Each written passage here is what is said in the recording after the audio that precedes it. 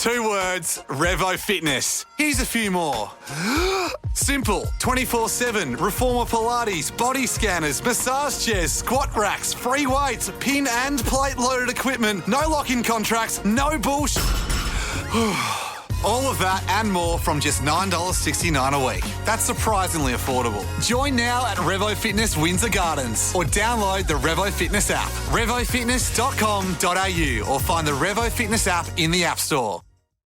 We're joined now by Emily in Sydney. Now, Emily, this is incredible. You have been down to the Titanic site.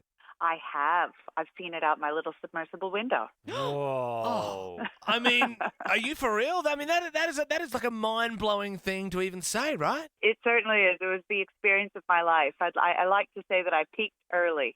Yeah. I mean, it's hard to top, to be fair. So tell us the story of how you saw the Titanic. Yeah, well, I was really lucky. I was a young thing, and my friend had a website where you could see opportunities that were coming up, and I saw it on there, and I sent in a video, and they picked me, and I went to the Titanic. Whoa. Oh, my goodness. And what do you do for work?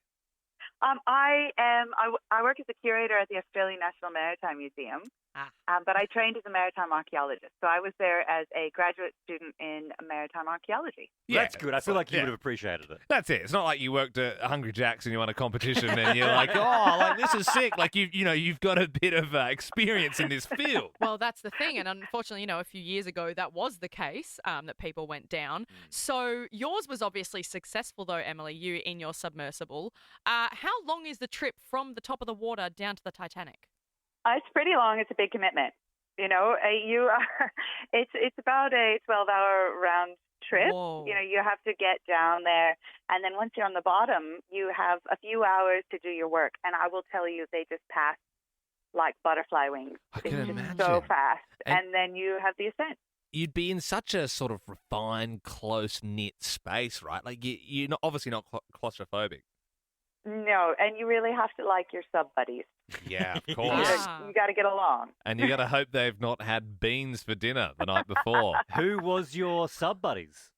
Well, there's an incredibly experienced. We were on the Russian research vessel, academic Mstislav Kildish, and our pilot Genya was incredibly experienced. I don't think I ever saw him crack a muscle on his face or have a drop of sweat the entire time. And then with me, I had Mike Degree, who was a noted cinematographer. So I was there with, the best of the best who really knew what they were doing. And then I'm just bopping along for the ride. Yeah. Got your notepad out, taking some notes. Oh, That's it. It's so cool, Emily. And so when you're down there, right? Like, I mean, we've seen Titanic, we've seen the movie. That's how it sort of starts. They've got the submersible down there.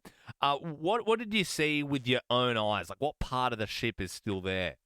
That's the really interesting thing. The deeper that you go in the ocean and down there at almost 4,000 meters deep, which is where Titanic is, it's like a vast sandy sediment seafloor, and you don't see that many species around. You see some, and we don't know as many. We don't know how many live down there. But, when you get to the wreck itself, like the windows are really tiny, because they have to be incredibly thick plexiglass so that they don't, so that the sub doesn't implode. So you can't see much. So you're right up next to the hull of Titanic, and I've got my face pressed to the glass, and I'm kind of trying to look up, see what I can see. But so you see most things still through the ROV, but you can get really good looks at that iconic bow shot, and it looks like Titanic, I'll tell you that. Well, that is good to hear. If it looked like something, else. Did it look, because you see all these reports of, the Titanic was huge, but it actually wasn't that big and all this kind of chat. When you saw it with your own eyes, was it smaller or bigger than you thought? It was pretty big, yeah. I mean, it was pretty big. Like, all I could see was the whole structure out of the window. It's in 2 parts. Yeah. So it broke up on the surface, and the bow section sort of came down slowly and landed in one piece, but the stern section spiraled and spiraled and spiraled and smashed into the seafloor about 1.5 kilometers away. And then there's this huge debris field of just scattered stuff between the two, but it's still pretty massive. You know, Yeah. it's over 800 meters long. You know. So. Wow. I mean, Emily joining us right now, she's been to the Titanic surface. And I feel like not only because of the film, but James Cameron, like I think people, like it's kind of like a known fact that he's a bit of a Titanic nerd. Like he loves it. He's been down there a few times. Have you ever crossed paths with the big man? I was actually on the voyage with James Cameron. Oh! I mean, you didn't mention that. You mentioned all these Russian guys that we'd never heard of, but James Cameron was there as well? No, I mean, I didn't see much of him. Right? Because he's incredibly dedicated to his work. I have so much respect for that man.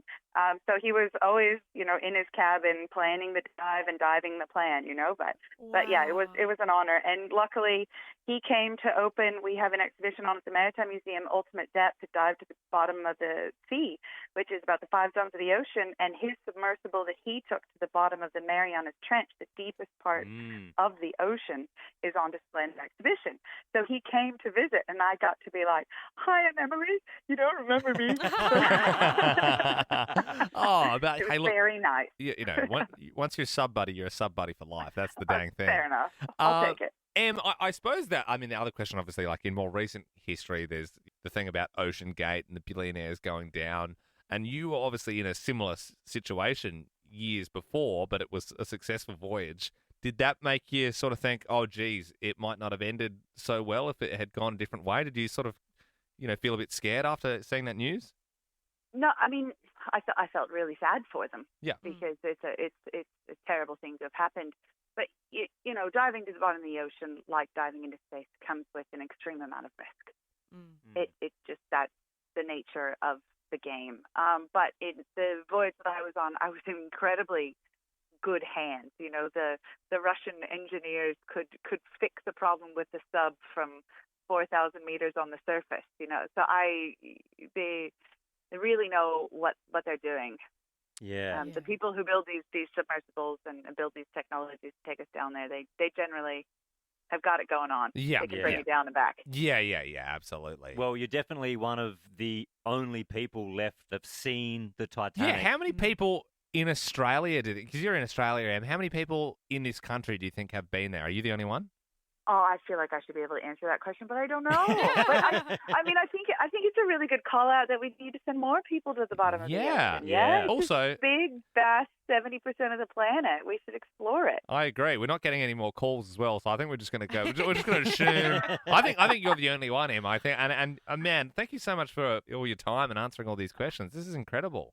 Oh, my pleasure. It's fun to talk to you. I've had a look. 240 people in the entire world have been to the Titanic site. So if we do the maths on that, you think Australia's population compared to that, I think you are the only one. Yep. Em, you're the only one. I'll put it in my calculator. I feel so special, guys. Yeah, certainly what we're going to put on the podcast anyway, so no need to look into it. Thank you so much, Em. It was a pleasure to speak to you. My pleasure. Have a great night. Legend, thank you. 2 words, Revo Fitness. Here's a few more. Simple, 24/7, reformer Pilates, body scanners, massage chairs, squat racks, free weights, pin and plate loaded equipment, no lock-in contracts, no bullshit. All of that and more from just $9.69 a week. That's surprisingly affordable. Join now at Revo Fitness Windsor Gardens or download the Revo Fitness app, revofitness.com.au, or find the Revo Fitness app in the App Store.